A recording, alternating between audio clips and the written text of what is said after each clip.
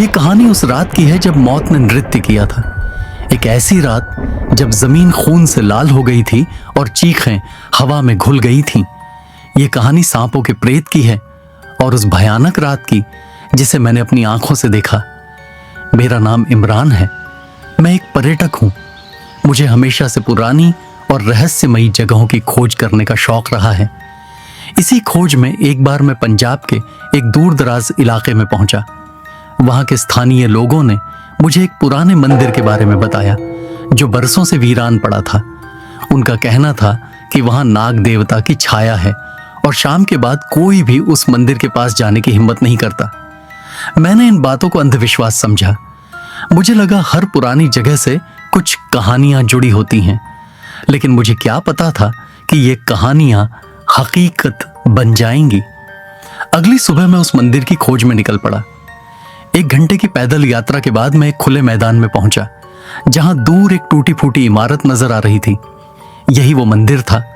उसकी दीवारें जर्जर थीं और ऐसा लगता था जैसे वक्त ने उस पर पूरी ताकत आजमा दी हो। जब मैं मंदिर के पास पहुंचा तो एक अजीब सी खामोशी छाई हुई थी। हवा में नमी थी और एक अलग सी गंध आ रही थी, जैसे पुरानी लकड़ी और मिट्टी की मिलीजुली महक। जैसे ही मैं आंगन में दाखिल हुआ, मैंने देखा कि हर तरफ घास और झाड़ियां उगी हुई थीं। फर्श के पत्थर टूट चुके थे और उनके बीच दरारें पड़ गई थीं। और फिर मैंने उन्हें देखा। पहली नजर में ऐसा लगा जैसे पत्थरों के बीच बेलें उग आई हों, लेकिन फिर वो हिलने लगीं। दर्जनों सांप, छोटे बड़े, रंग बिरंगे, चुपचाप रेंग रहे थे। वो इस वीरान मंदिर के असली निवासी लगते थे। मुझे थोड़ी घबराहट हुई, लेकिन मेरी जिज्ञासा अब भी हावी थी। मैंने सोचा, इतने सारे सांप एक जगह पर मैंने पहले कभी नहीं देखे। मैं उनकी तस्वीरें लेना चाहता था। मैंने अपना कैमरा निकाला और एक कदम आगे बढ़ाया। तभी मैंने एक गहरी फुफकार सुनी। एक बड़ा सा सांप, कम से कम 6 फीट लंबा, एक टूटी हुई मूर्ति के पीछे से बाहर निकला। उसका फन फैला हुआ था और आंखें जलते हुए अंगारे की तरह चमक रही थीं। यह एक कोबरा था और उसके चेहरे पर गुस्से के साफ निशान थे। मैं तुरंत पीछे हट गया। सारी बहादुरी हवा हो गई थी। उस पल मुझे स्थानीय लोगों की बातों पर यकीन होने लगा था। यहां कुछ असामान्य जरूर था। मैंने फैसला किया कि अब लौट जाना ही बेहतर होगा। मैं मुड़ा ही था कि दूर से एक धीमी सी धुन सुनाई दी। यह बांसुरी की आवाज थी। एक रहस्यमयी और उदास धुन हवा में गूंज रही थी। मैं रुक गया। यह आवाज कहां से आ रही थी? इस वीरान जगह में बांसुरी कौन बजा रहा था? मेरी जिज्ञासा फिर से जाग उठी। मैं उस आवाज की दिशा में बढ़ने लगा। धीरे धीरे वह आवाज तेज होती गई। यह मंदिर के पिछले हिस्से से आ रही थी। जब मैं एक अंधेरी सी गलियारे में दाखिल हुआ तो मुझे एक दृश्य दिखाई दिया। एक व्यक्ति जिसका चेहरा सायों में छुपा हुआ था, एक पत्थर पर बैठा बांसुरी बजा रहा था। उसके चारों ओर बहुत सारे सांप इकट्ठा थे, जैसे वो उसकी धुन सुन रहे हों। कुछ ने अपने फन फैलाए हुए थे, लेकिन उनकी आंखों में गुस्से की जगह एक अजीब सी सुस्ती थी। मैं कांप गया। ये क्या हो रहा था? क्या वह व्यक्ति सांपों को वश में किए हुए था? क्या वह नाग देवता का पुजारी था? इससे पहले कि मैं कुछ बोल पाता, उसने बांसुरी बजाना बंद कर दिया। उसने सिर उठाया और मेरी तरफ देखा। अंधेरे में भी उसकी चमकती आंखें साफ दिख रही थीं। उनमें एक ऐसी ठंडक थी जो मेरी आत्मा तक उतर गई। अचानक उसने एक इशारा किया और फिर क़यामत टूट पड़ी। वे सांप जो अब तक शांत थे, अचानक हरकत में आ गए। फुफकारें तेज हो गईं और वे मेरी तरफ झपटने लगे। मैंने इतने गुस्सैल सांप कभी नहीं देखे थे। उनकी आंखों में शैतानी चमक थी। मैं भागने लगा। गलियारा तंग था। हर तरफ से सांप हमला कर रहे थे। मैं चीख रहा था। डर के मारे पसीने पसीने था। एक सांप ने मेरे पैर में डंक मार दिया। मैंने झट से झटका दिया। दर्द की एक लहर पूरे शरीर में दौड़ गई। किसी तरह मैं आंगन तक पहुंचा और दरवाजे की ओर भागा, मगर बांसुरी बजाने वाला पहले से वहां खड़ा था। उसके होठों पर एक अजीब सी मुस्कान थी। उसने फिर बांसुरी बजाना शुरू कर दिया। अब की बार धुन और भी डरावनी थी। उस धुन के साथ जमीन से और सांप निकलने लगे, दरारों से, झाड़ियों से, टूटे पत्थरों के नीचे से। मैं घिर चुका था। चारों ओर सिर्फ सांप ही सांप थे, जमीन दिखाई नहीं दे रही थी।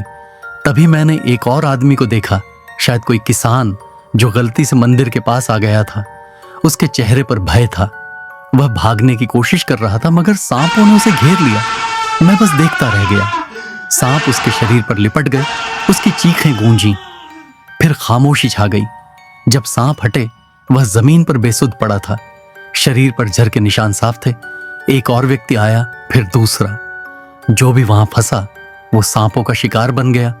कुछ तो डर से ही मर गए, कुछ जहर से तड़प तड़प कर। मैं वहीं पत्थर की तरह जड़ हो गया था। जानता था कि अगला नंबर मेरा है। बांसुरी वाला लगातार वही धुन बजा रहा था। उसकी आंखों में कोई रहम नहीं था। वह मौत का सौदागर था और यह सांप उसके कासिद। अचानक मेरी नजर एक टूटी हुई मूर्ति पर पड़ी, नाग देवता की मूर्ति, जिसका सिर टूटा हुआ था। आंखों की जगह 2 गहरे छेद थे। मेरे मन में एक विचार आया, शायद अगर बांसुरी की आवाज बंद हो जाए तो सब खत्म हो जाएगा। मैंने हिम्मत की और उसकी तरफ दौड़ पड़ा। सांपों ने झपटने की कोशिश की, मगर मैंने लातें मारी, उन्हें रौंद डाला। जहर शरीर में फैल रहा था, दर्द हो रहा था, मगर मैं रुका नहीं। जब मैं करीब पहुंचा तो वह हैरान हो गया। इससे पहले कि वह कुछ करता, मैंने उसकी बांसुरी छीन ली और जोर से जमीन पर दे मारी। बांसुरी के टुकड़े हो गए और फिर एक अजीब घटना हुई। जैसे ही बांसुरी की धुन बंद हुई, सांपों की हरकत धीमी पड़ गई। उनकी आंखों की चमक बुझने लगी। वे वापस जमीन में घुसने लगे। बांसुरी वाला चीखा, उसकी आंखें लाल हो गईं। वह मुझ पर झपटा, मगर मैंने एक टूटी हुई ईंट उठाई और उसके सिर पर मार दी। वह गिर पड़ा, बेहोश और निःशब्द। अब वहां खामोशी थी। हर ओर लाशें पड़ी थीं। 8 या 10 लोग उन सांपों का शिकार बन चुके थे। मैं जख्मी था, जहर शरीर में फैल रहा था, लेकिन जिंदा था, जैसे कोई चमत्कार हो गया हो। मैं मंदिर से बाहर निकला, दौड़ता रहा, पीछे मुड़कर नहीं देखा। जानता था अगर रुका तो वह प्रेत फिर लौट आएंगे। कई घंटे बाद मैं एक गांव पहुंचा। लोगों को सारी बात बताई। किसी ने यकीन नहीं किया, मुझे पागल समझा। लेकिन मैं जानता हूं मैंने क्या देखा था। वह रात, वह सांप, वह बांसुरी वाला, सब सच्चा था। वह मंदिर आज भी वही है, वीरान और खामोश। मगर उसकी गहराइयों में वे सांप अब भी सो रहे हैं, किसी और बदकिस्मत आत्मा का इंतजार करते हुए।